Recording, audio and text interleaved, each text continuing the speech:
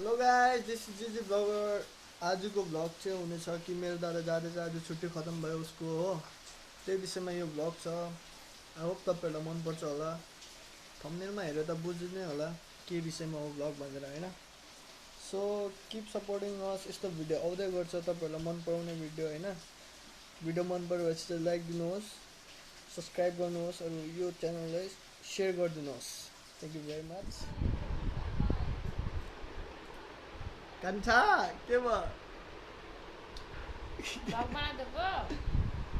तिमी त अन्त के भयो? बसिरहेछौ त आज त। बसेको छैन है गाइस, हजुरलाई नि हेरिहाल्नुहोस् आम्मा बुढा जाने खुसी पुरा भोकाइछ भाउजू।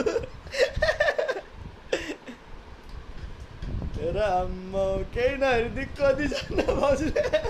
सोधाइ आज भन्नु पर्यो तपाईँलाई, जानु हुँदाखेरि चाहिँ कस्तो लाग्दैछ भन्नु पर्यो। दामी लाग्दैछ अरे हौ। अब कति महिनाको छुट्टी बस्यो योपालि? 80 दिन। 80 दिनको बसेछ दाइले।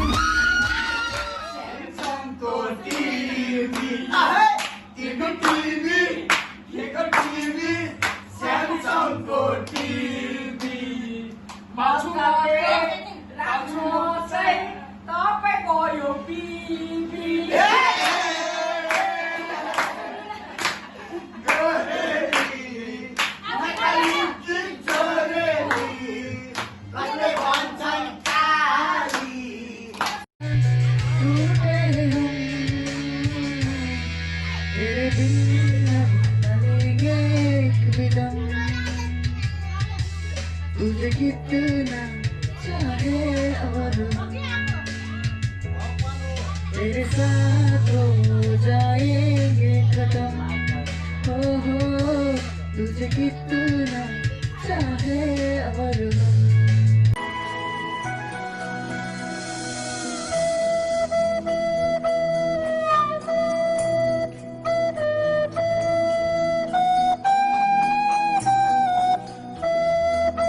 वाह भाया.